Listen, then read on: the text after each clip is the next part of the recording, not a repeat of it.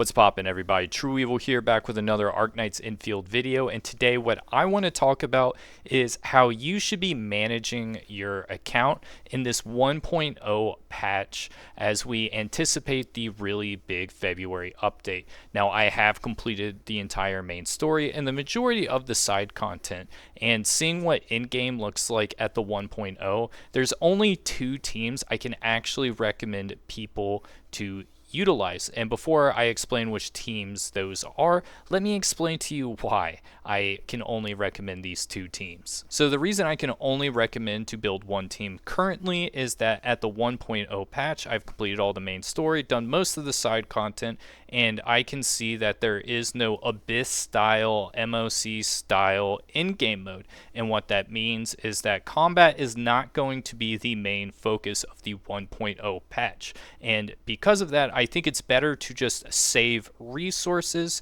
and make sure that you have pull currency for the banner that you're going to want to pull on, because the banners are quite expensive, and from what I've seen, you are not going to get a whole ton of pull currency. So I do believe it's best to hold on, unless if you really like the banner character right now. Lele is pretty cool looking, so I can understand if you want to pull, but if you don't want to pull her, these are the two teams you need to build. The first team I would recommend if you just want to clear in-game really easily is going to be actually the Inman physical team, where we get two of these characters as our first three, which is going to be Inman and Chin. This is a really easy team to utilize, and it has insane burst damage. So that means the dailies are going to be quick and you'll use up all your stamina in no time. Basically, all you need to do is apply vulnerability, which allows Chin to do her combo skill, and then you chain it with Inman's combo skill, and then follow up with Inman's skill or ultimate. Now, you can use Inman as the main DPS here, but the best unit is Dapon to use, and use Inman as the sub DPS damage. That is going to be the best way to do it, but Inman works perfectly fine as a main DPS. I've been using him as a main DPS and it works great. Now, the units that go along with these two, which those two are going to be the mandatory ones, is you can have Dapon as the main DPS if you would like, or you can have a healer like Ardelia. Ardelia is given to you for free, and although her best weapon doesn't work with this team, the game gives you Stanza. And Stanza, what it does is it's going to give you a really nice just like attack boost when she does her ultimate. So she's basically just in the party to use her ultimate, give a couple of heals, and give a nice damage buff. Pretty nice, but not like super mandatory unless if you feel like you're taking a little bit of damage. And if that's the case, then definitely use her. But if you're able to dodge everything perfectly well, it's better to replace her with another unit, such as Lai Feng.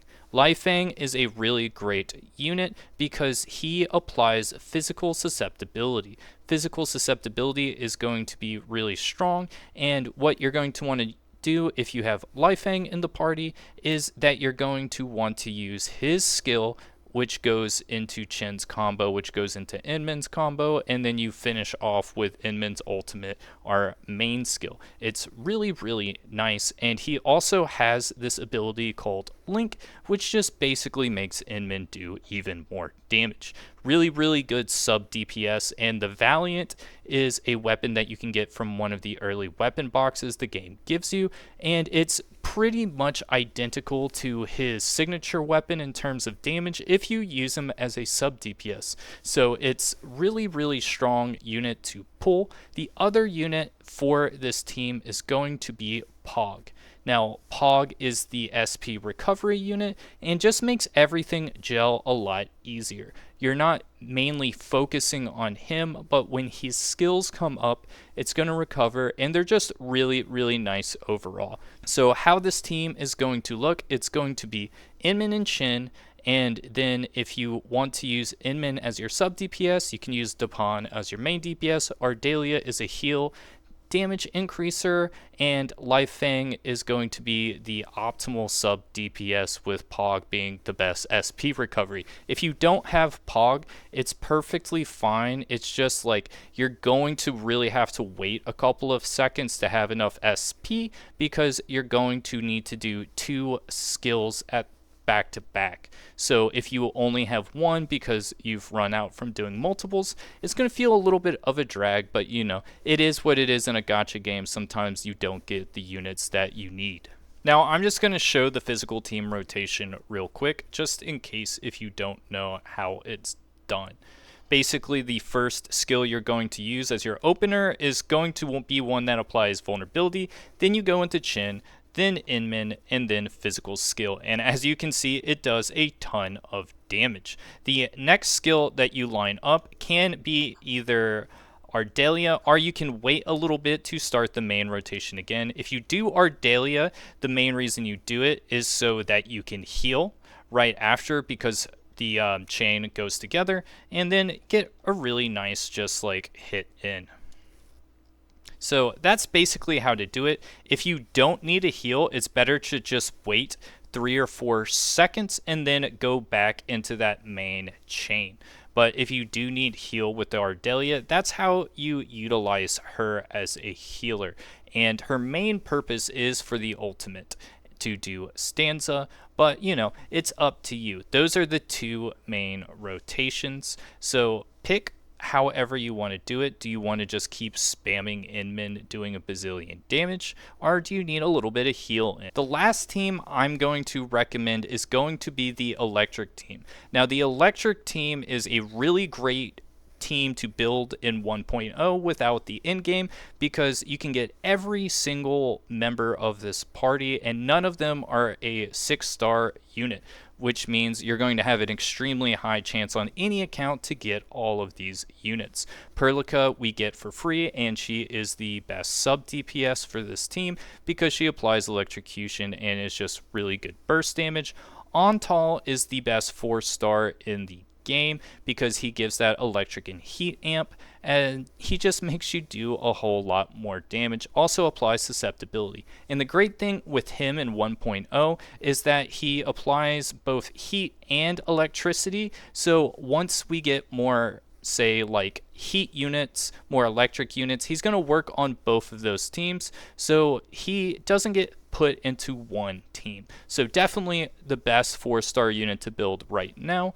And Arknight is a really strong sub DPS, but she is a little bit more difficult to use than some of the other sub DPSs. I have a video on how to use the electric team if you want to check it out in the description.